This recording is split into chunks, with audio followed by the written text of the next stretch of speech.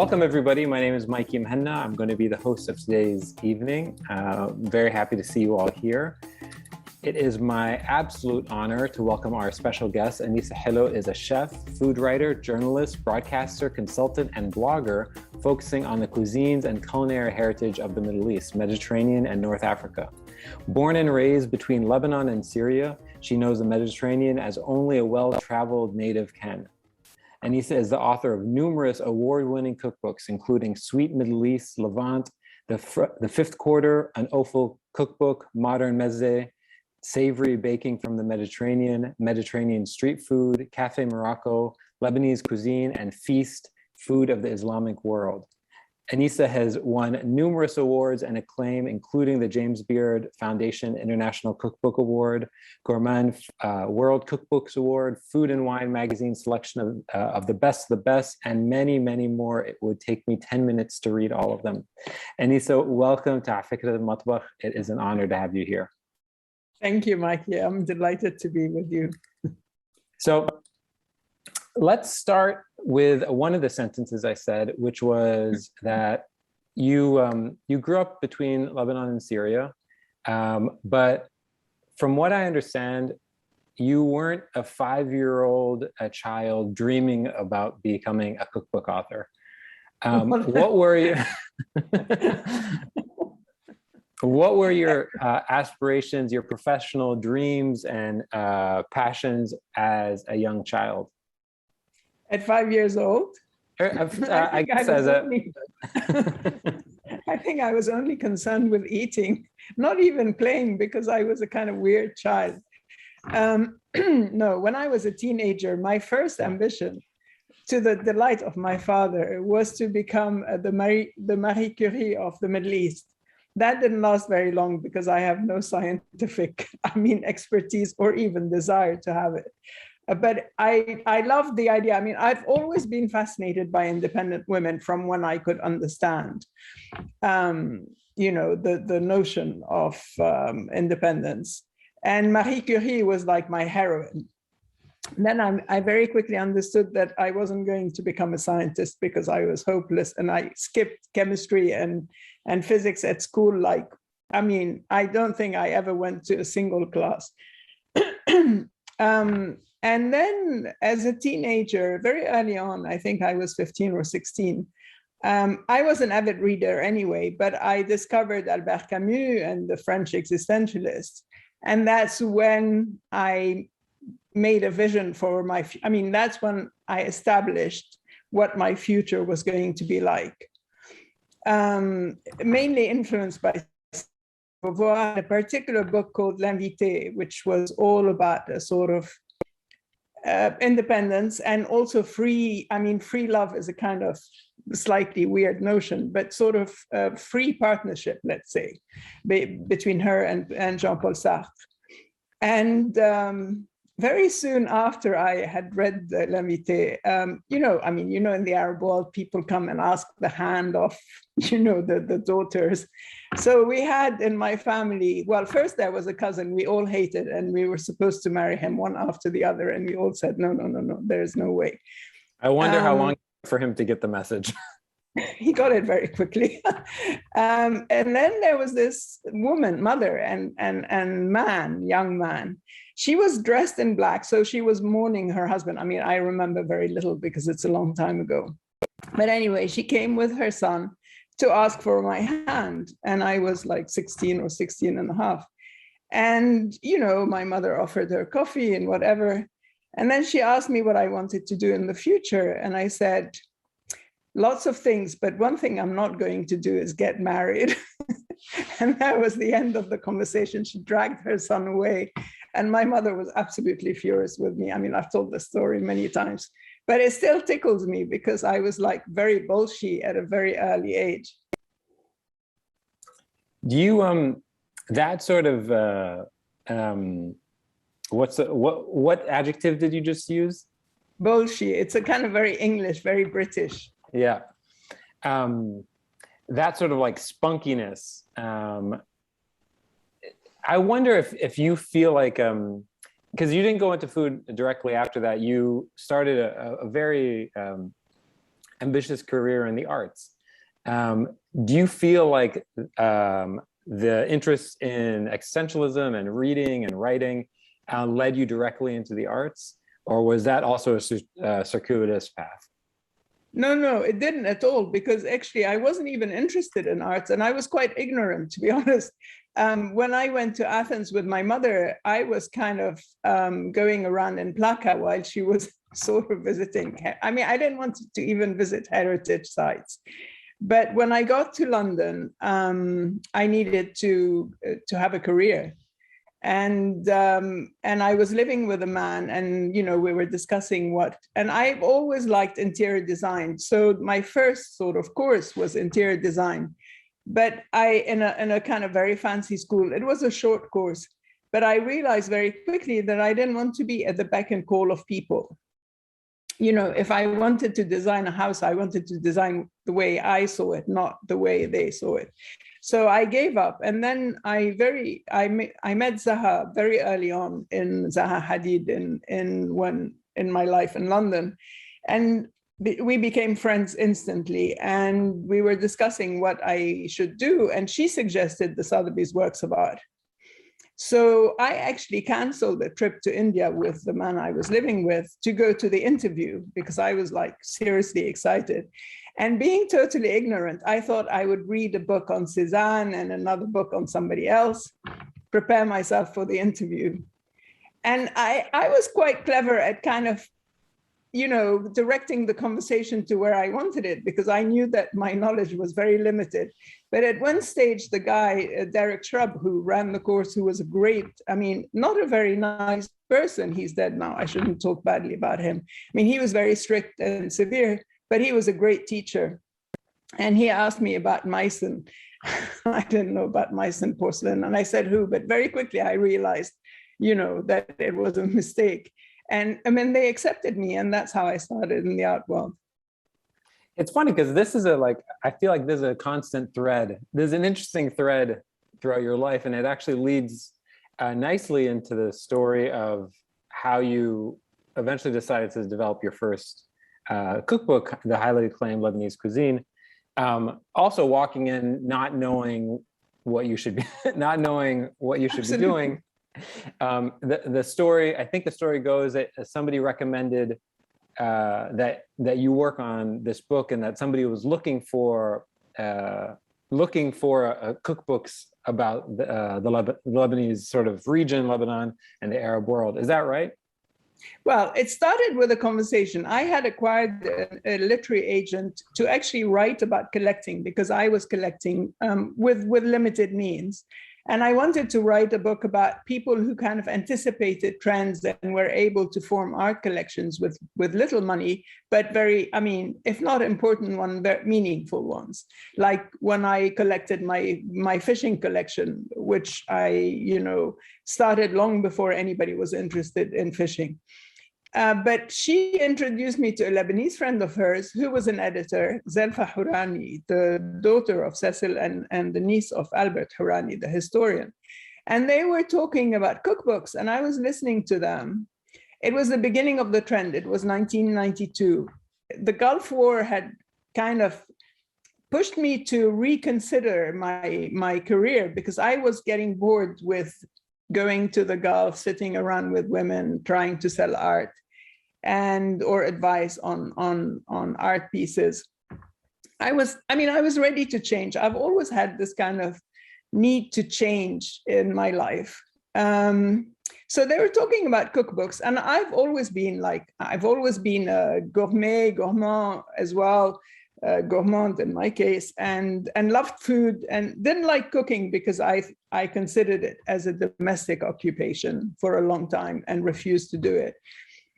But it kind of, as they were talking about cookbooks, I thought nobody has written a Lebanese cookbook for an international audience, for people who don't know it, and with an approach that was more intellectual, let's say, than just kind of recipes. And to be honest, I knew nothing about cookbooks when I threw myself as the sort of possible author of a cookbook.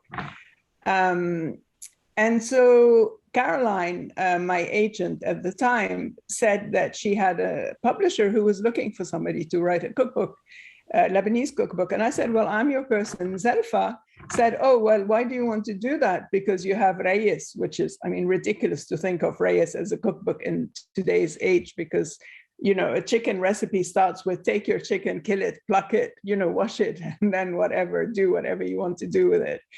And so, but Albert Hourani was very encouraging, and he actually recommended a very small cookbook that was written by a Lebanese woman and I think an English woman in the 60s, and said I should look at it and encourage me to do it.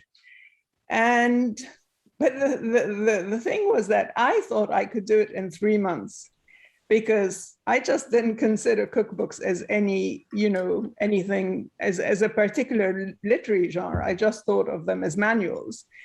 Were you, before you keep on going, Anissa, I have a question. Were you a fan of the genre, of the medium? No, not at all. Not at all. No. Okay, that's no. what I mean, thought. I had a few Time Life series books, not even mine. They belonged to the man I lived with, and I dipped into them occasionally. No, I wasn't, but I knew that I could cook. I mean, and I could cook because, you know, I started cooking a kind of challenge, you know, doing a Lebanese dinner party for friends because, anyway, it's too long a story. Anyway, but what I did was, once it was established that it was a possibility and I started thinking about it seriously, I then acquired mentors. Caroline took me to the Oxford Symposium of Food and Cookery. I started talking to books, and then, and not the man I lived with because he had gone by then, but the present boyfriend at the time was a very, very good cook and had a collection of cookbooks and was a fan of the genre. So I went to him and said, oh, well, you know, I'm going to start writing a cookbook and you have to help me. And then I met other people, and then I spent a lot of time in the British Library. And I just, then when I started working on the book and realizing that it was a serious endeavor, I started looking at food differently, not as a hedonistic pursuit, you know, like going to markets, looking at beautiful produce, producing, you know, great dishes, enjoying, you know, restaurants, etc. But as basically, I mean, you know, gradually food as culture. And that's how it started.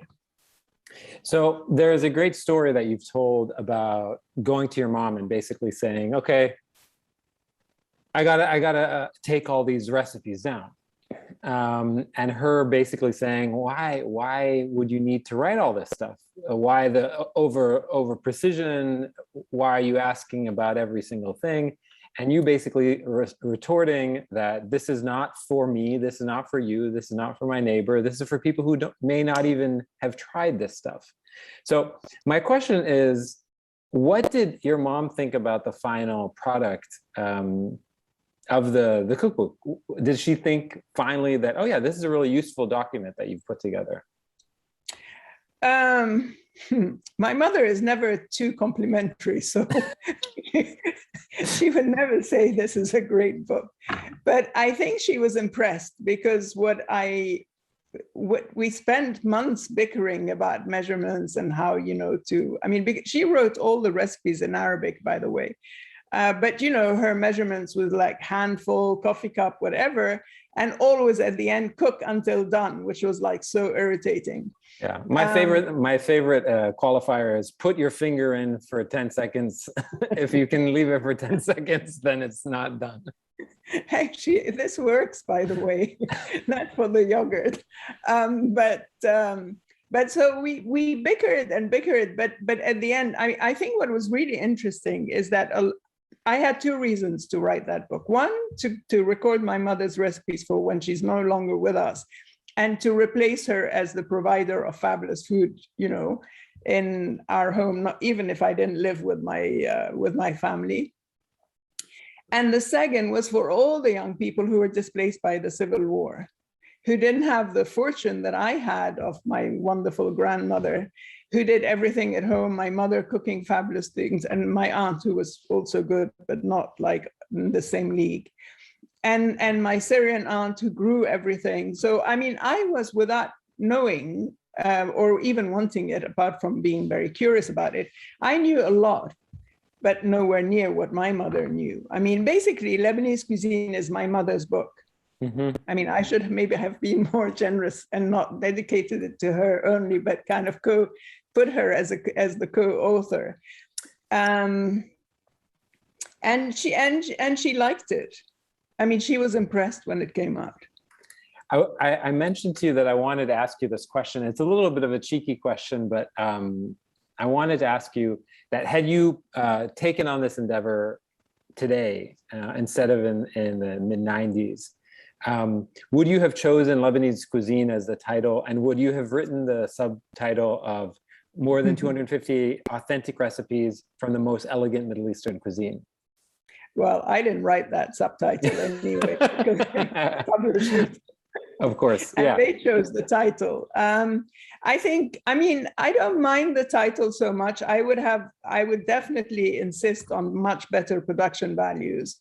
The subtitle, I mean, it is a very elegant cuisine. Whether it's the most elegant of the Middle East, I'm not sure. I mean, if you take Iran into the Middle East, then you wouldn't consider Lebanese cuisine as the most elegant, or even, I mean, Syrian is a great cuisine as well, and Turkish. So it's a great cuisine. Also, it would be kind of more accurate to say the most popular or the best known, especially now that it has gone pretty much global.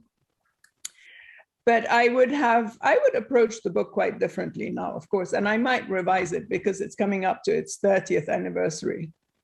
Yeah, I'm always interested in seminal books like that come out. Do you feel like that you played a part in, or that you may be playing a part in, sort of freezing the evolution of certain dishes in a moment in time?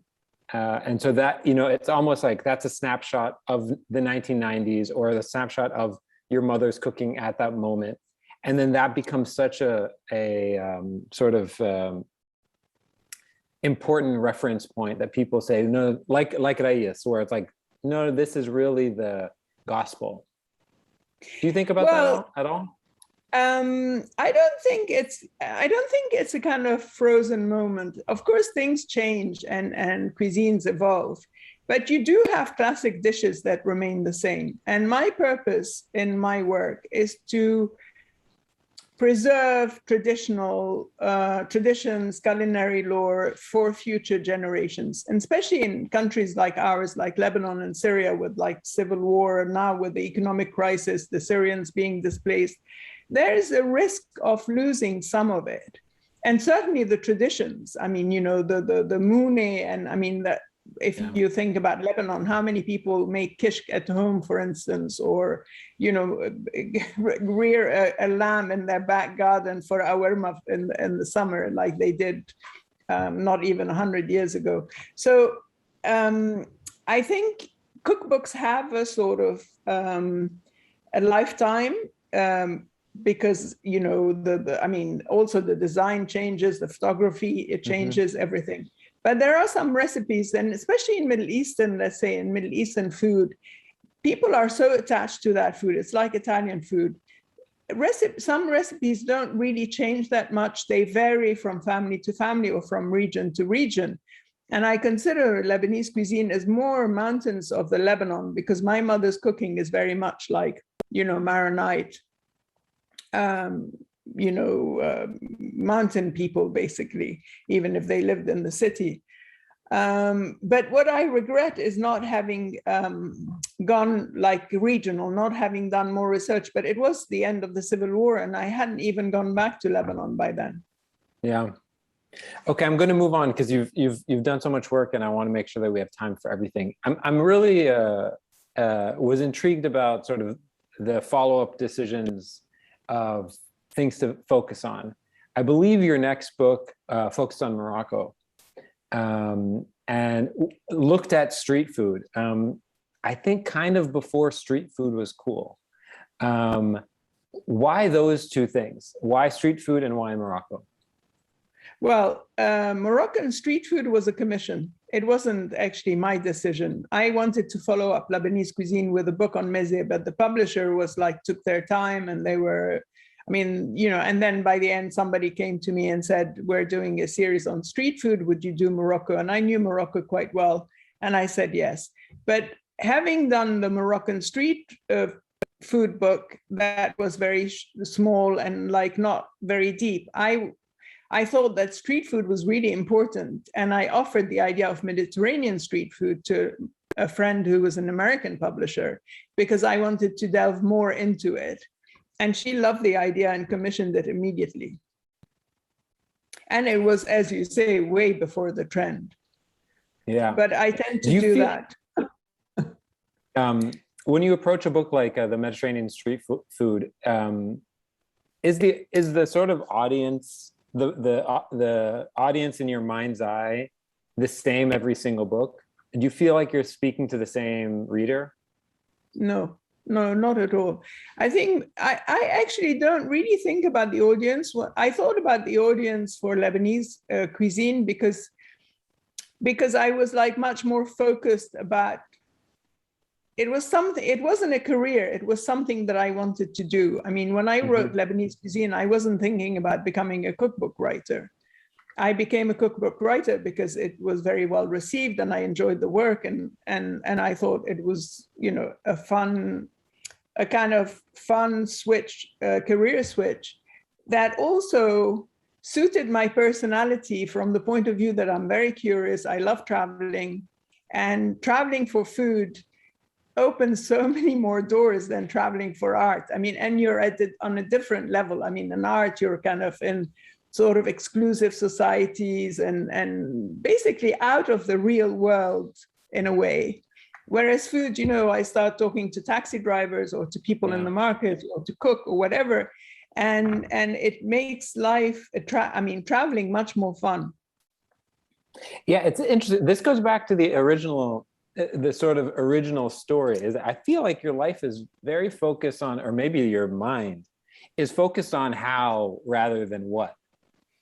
That you're interested in like how to live life, not what you're doing. It's like you wrote this, you're interested in the experience of writing this book. You write it, and then it's like, oh, I guess I'm a cookbook author. I just need to update my business card. But it's a really interesting approach.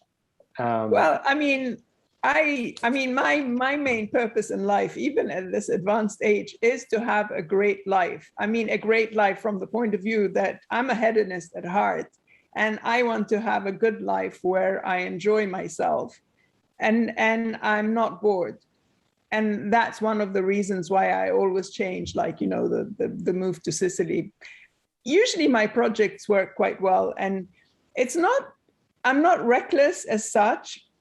I take time when I decide, you know, I sort of ponder what is considered a reckless decision, then I start thinking about it. I mean, when I decided to write a cookbook, it was, you know, reckless might not be the word, but it was something that I threw like this. And then I started thinking about it, and then I started doing it seriously. But, you know, I mean, we're all going to die. And if you don't have a good life, it's kind of pointless. Amen. Okay, I'm going to jump to one of your most recent projects, Feast, which was received an enormous amount of acclaim. What about, and the idea, let me read it for those of you who are listening to the podcast and can't see the screen. The full title is Feast, Food of the Islamic World. And I guess my main question to you is, what about this book surprised you? Because I'm sure there are things going into it that you had a suspicion about. You would find things in China that you thought maybe I suspect they are going to be there, or things in Africa that you expected were going to be there. What about the process of putting this book together really surprised you? Well, first, the geography, that it hadn't changed so much. The arc of the Islamic world is more or less the same as during the empires, except, you know, Indonesia going a bit too far east. so that was very surprising. Also, what was surprising is that I could actually, first, the division of the book was, I mean, thinking about how to divide the book was a bit difficult because it, you know, the cuisines were like, there were so many different cuisines, and there were repetitions as well with variations. You know, one thing that surprised me a lot was how many different versions of biryani there are, you know. I mean, when you write a cookbook on the whole, you're learning a lot, you know a lot, but you're also learning a lot because you start researching and you find out a lot more on the subject you're researching than what you had started with. So there are lots of things, and the breads, I mean, so many different breads everywhere. In particular in Zanzibar, where there was this woman who was making this Ramadan bread with very, very loose dough. And in fact, to replicate the effect of an oven, she baked the bread in a pan, and to replicate the effect of an oven, she inverted the pan over the fire. And I thought it was going to drop out of the pan, but she had put water in the pan before, and the dough was very, very loose. So it stuck to the pan, it didn't, and then she scraped it off. There were not like huge discoveries, but kind of enlightened moments where I found out a lot more about things that I thought I knew a fair amount about. Was this I'm sure every single project is collaborative to some degree, but how did you go about doing this, scoping this project out? And who did you work with? Were you working with chefs on the ground or restaurateurs on the ground? Well, it took me a long time to start with before launching into it. You know, deciding on the division of the book, which countries to cover, and how many recipes and which recipes. So I had a skeleton before I even started, you know, to travel for it. Then it took, I don't know, I worked on it for about 5 or 6 years, and it was quite difficult because, I mean, when you're kind of writing about the food of like over 1 billion people from all over the world, you have to find solutions to avoid repetitions, to produce a collection of recipes that's going to be exciting and inspiring as well, and weave in a lot of information, I mean, without being like boringly academic. So there was a lot of like thought process about how to structure the book before working on it properly and like collecting the recipes. And of course, a huge amount of travel. Fortunately, I was paid well enough to be able to cover the expenses of going to all kinds of different countries. And finally, deciding on the aesthetics. And another fortunate moment was when, I mean, it was bad and good at the same time. I didn't realize that my advance included the cost of photography. But what was great about that is that I had total control, and I could choose my photographer, my stylist, and who to work with, and be there all the time, and not have, because often in cookbooks, you're not involved in the photography. And for national cuisines, let's say, or ethnic or whatever, whichever way you want to, the stylist, the home economists are not that familiar with it, and they will make a mistake. Like they would put a spoon with Turkish coffee, you know, and like you never serve Turkish coffee with a spoon. I mean, you know, small details that jar with people who know. Yeah, they reveal the ignorance. So here's a question for you. The idea, so let me go back to the main page. The idea that this is the Islamic world. What are some of, if you were to explain it to sort of a classroom of seniors in high school, classroom of 17-year-olds, what would you say are some of the ingredients or dishes or elements that stitch this food together across this enormous geographic, span?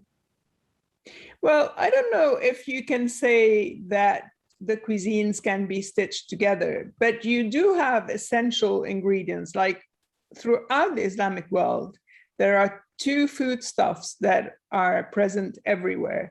One is bread and the other is kebabs. And then you have the notions, I mean, the elements of religion, like Ramadan, which is observed everywhere, the feasts, the sort of tradition, circumcision, the foods for circumcision. The food changes from country to country, but a lot of the sort of traditions are the same. But, you know, they, like in Indonesia, for instance, in the Arab world, people cook a lot during Ramadan at home. And so these poor starving people are like cooking all day long or in the afternoon, not eating and not drinking. Whereas in Indonesia, for instance, there are all these markets where you buy ready-made food. And I mean, I didn't really research it very deeply or spend too much time there, but I was very surprised by the fact that a lot of people went out to restaurants. And, you know, the table would be covered with all kinds of different dishes, and the dishes that you touch are the ones that are, you know, put on the bill. And if you don't touch them, they're taken back away and served to other people. So there are things that are common, and the difficulty is kind of creating the book with all these common elements, but at the same time with enough variety, so that it's not like whether you're in Senegal or in Malaysia, it's the same thing. Okay, so I have a couple more questions before we go to the single ingredient that you chose, and then the quick Q&A, then we'll open up to everyone else. Can you think of a dish that you have been cooking for over 30 years where you cook it today almost exactly the way you cooked it 30 years ago? And then on the other side of the question, is there a similar dish that has completely evolved, where your taste has changed, your interest in that old recipe has completely evolved? Well, I would say that I probably haven't changed kibbeh at all, like the way I make kibbeh bisaniye. It's probably the same, apart from the addition of pomegranate syrup, which actually in the stuffing, which actually I got from my mother way after we did the Lebanese cookbook. Loubyeh Zeit is the first dish that I ever cooked.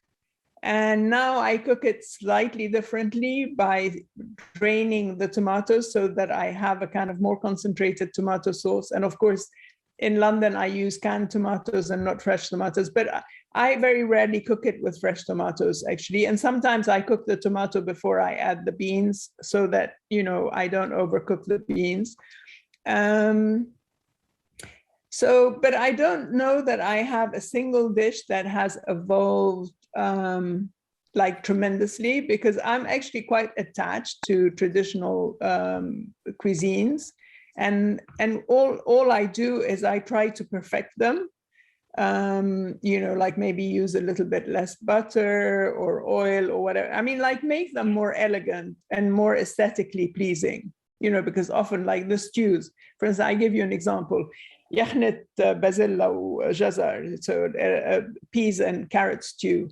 So I defrost, I use frozen petit pois and I defrost them and I add them at the very, very last minute so that they stay green and they don't go yellow like they would in a normal one.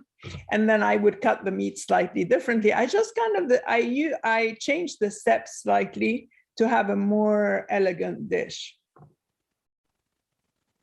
Okay, my last question before we get to the single ingredient is, do you feel like there is a community of chefs and food practitioners in the region now, both young and old, in a way that is significantly more sort of advanced than there was in the 90s? Do you feel like there is an ecosystem of people who are interested in this work and are doing this work quite seriously, thinking about it not only as a job and as a sort of a craft, but also thinking about it with some artistry and creativity in a way that's different than in the 90s? There is. It's not, I mean, in my view, in my opinion, it's not enough, but there are young people who are trying to do, to let's say to evolve the cuisine or modernize it or whatever, but somehow it hasn't yet reached. Also, I mean, like if you take Lebanon, you have the economic situation that has completely, kind of scuppered any, I mean, some people are still doing, but the sort of political situation, the economic situation of certain countries don't make it easier for them, for young chefs to kind of experiment or, let's say, open restaurants the way they want to open it. I think there's a certain amount, I mean, there are more writers, there are more young chefs, there are more people thinking about the food in a slightly more, I mean, elevated is not quite the right word, but in a more interesting way. Yeah. But it's still, chefs in the Middle East are still considered cooks. I mean, jobbing chefs and not talents. Yeah. Okay. Let's get to, in each one of these Matbakh interviews that we do, we ask the chef or the guest to pick a single ingredient, technique, or dish, and you've chosen mincemeat or kibbeh. Why did you choose that? Well, I mean, I'm totally in between. I mean, like I'm half Western, half Middle Eastern now, or Lebanese Syrian. And what struck me about mincemeat is, like in England or in America or let's say in the West on the whole, it's considered as a cheap cut and they buy it ready minced. Whereas for us, like you would never dream of going to the butcher and say, give me half a kilo of mincemeat. You'd say, I want this cut. I want you to trim it, take the fat off. Of course, take it off the bone and then mince it for me once, twice, or 3 times. And then people like my mother would never call the butcher and say, I want half a kilo of kafta. She will go to the butcher and with like laser eyes, watch what he's doing and what he's giving her. And so you have kibbeh, you have kebab in Syria, you have mincemeat in Lebanon and Syria and in Turkey is a kind of fine, is first you produce fine dishes with it. And it's considered a sort of, if not, I mean, expensive might not be the word, but it's a kind of special cut, let's say, if you want to use a sort of common term. Is that the case? Is that the case across Arabic-speaking Africa as well? North Africa, Sudan. Is there a similar approach? I think there is a fairly similar approach, except that they don't have the elaborate dishes that we have. Like kibbeh is, I mean, there is kibbeh, which is called kafta in Turkey, but, in the Ottoman, let's say, influence. But, there is a kind of dish in I forgot the name now, in Iran, where it's a huge meatball and like it's stuffed with lots of things, like, I mean, meatball inside a meatball. I can't remember now. But, the thing is that you don't really, in the Middle East or in the Arab-speaking world, there isn't a philosophy of waste. So cooks use practically everything in an animal. And they're not, I mean, mincemeat is a way of preparing meat to produce, on the whole, elegant dishes. Perfect. Okay, we're going to do the quick Q&A and then open it up to the audience. Okay, these are 4 quick questions. Let's start with, what are you reading or watching right now? I'm now totally obsessed with Korean TV series on Netflix, and I've moved on to Chinese ones, which are really terrible. So recently I watched a very violent Korean series called My Name, where a girl joins a gang to take revenge, and it's very bloody and very violent, and I like that.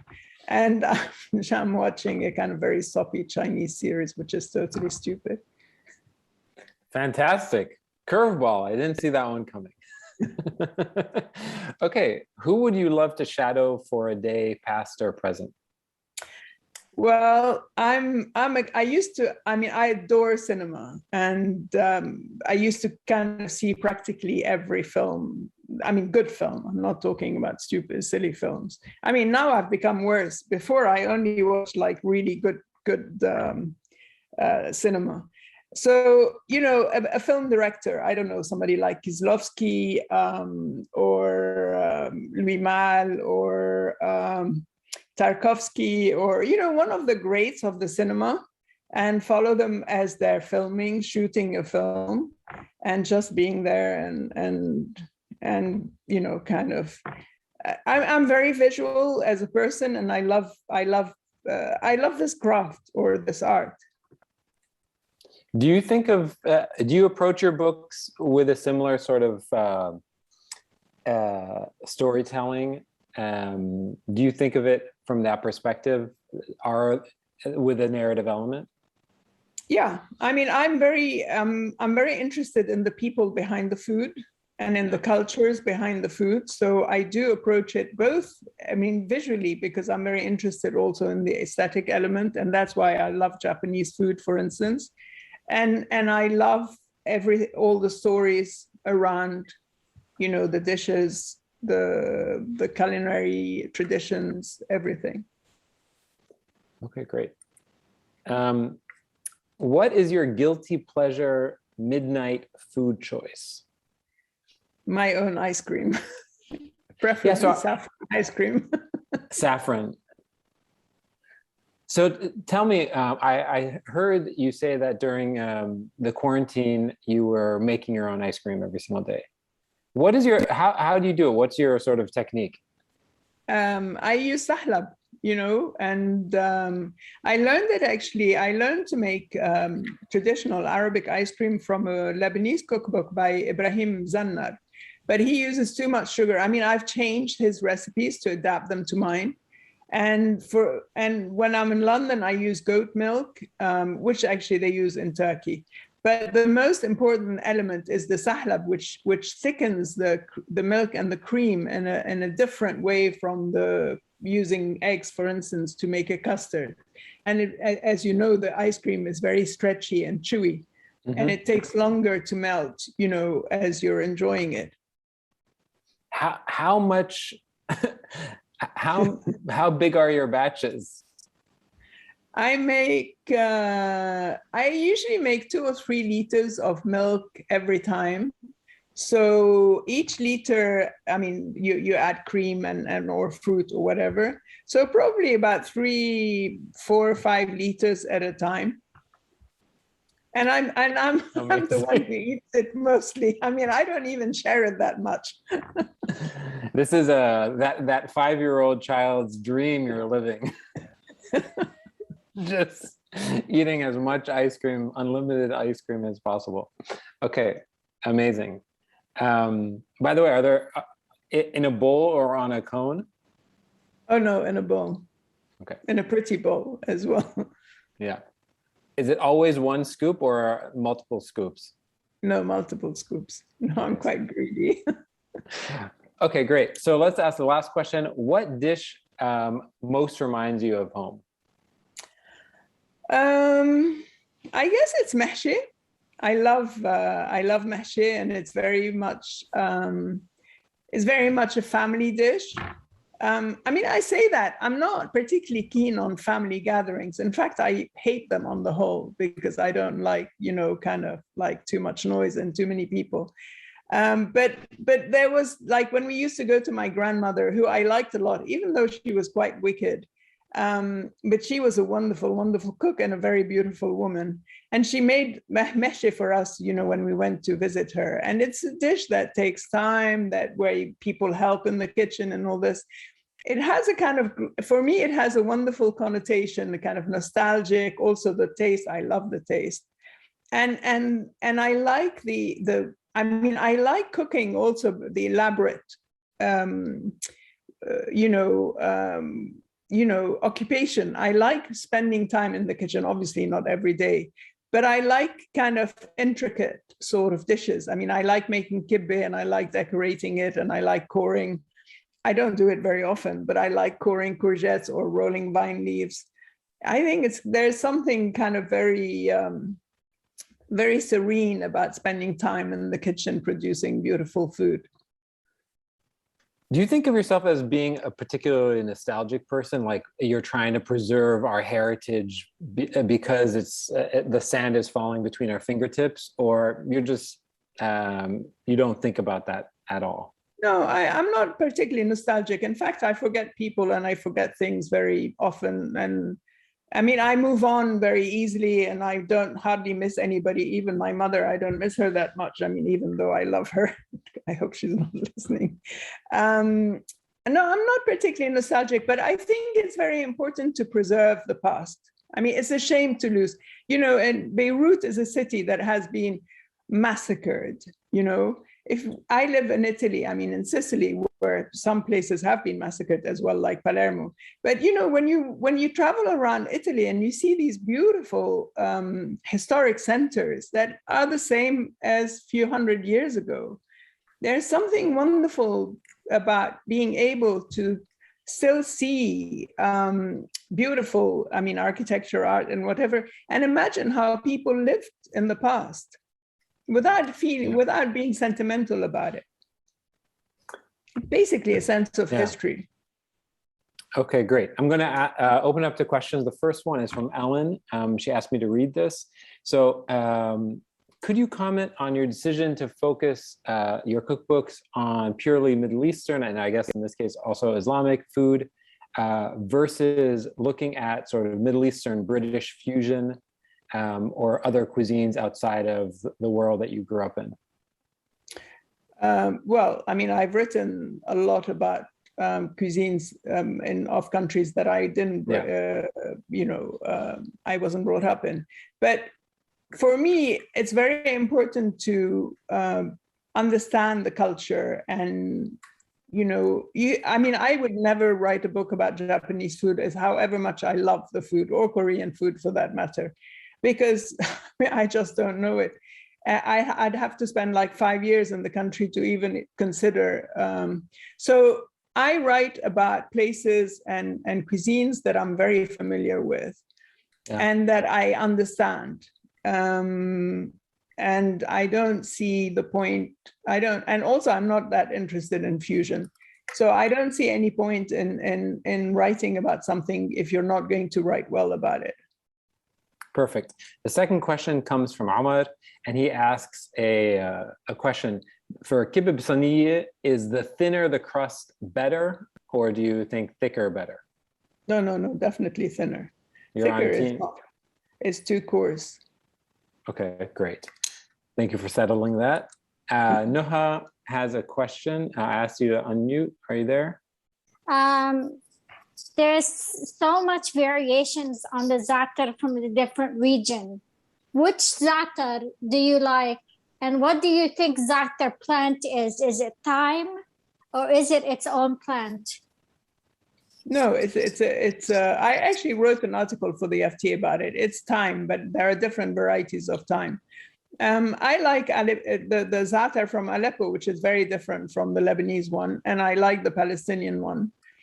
But I hate the sort of Western versions where they use a kind of different thyme and they grind it coarsely and they don't have enough sumac or sesame seeds, and in fact it's like a dried herb mixture as against zaatar. Okay, great. Juana? Hello, Anissa. Just a little thing. I'm a huge fan of yours. I've been following you on Instagram for such a long while. And I've actually went to a lot of your recommendations in Istanbul and I loved them. I just wanted to ask what's new for you? What are your new plans? Do you plan to have like some sort of intimate culinary experience in your new place in Italy? Or is there any kind of business aspect to what you're working on, or is it just personal? No, actually, I am planning on having cooking classes in Sicily once I restore the ruin on my land. But it's not for tomorrow. But, you know, I'm on a sabbatical from writing because after Feast, I felt that I couldn't really top it, basically. Yeah, I will do the cooking school. And I was at a food event in Ireland presenting, and now I'm on a culinary tour with a friend. So I do things, but, in a relaxed manner. Okay, great. We have a question from Joan, and they asked me to read this question. What do you think of the way that some cooks/recipe writers always seem to put all the spices under the sun into, quote, Middle Eastern dishes indiscriminately, or always put apricots into any dish that they want to be vaguely Moroccan? I'll be very brief. I hate it. Okay, I have a feeling that she does as well. Okay, Bill, are you there? I am here. Hi. Hello, Anissa. Hi, Bill. Good to see your voice, or hear good to see your face. Your hair is looking excellent. Anissa, I want you to come off of sabbatical. It's time. What aspects of Lebanese and Syrian culinary culture do you think remains missing from cookbooks and culinary writing? And would you consider including this in an update to your Lebanese cuisine? I think focusing on the regional variation. I mean, when you think of how small the Lebanon is and how different the food in the south is from, let's say Beirut, or even if you go to Tripoli and you have, I think that would be very interesting. If I do revise Lebanese cuisine, I will definitely spend time in Lebanon and focus on the regional variations. Great, thanks, Bill. Okay, the last question comes from Nina. How important is it for Anissa to be transparent about cooking mishaps and public self-criticism on her Instagram stories or in general table conversations? Well, I am quite transparent, but I'm not going to be totally modest, but I'm a pretty good cook, so it's not often that I kind of make mistakes. But when I produce something that's not good, I kind of totally, open up about it. What if you were to give advice to a young, aspiring, I'd say just professional who's entering into the food world, either as a cook or a writer?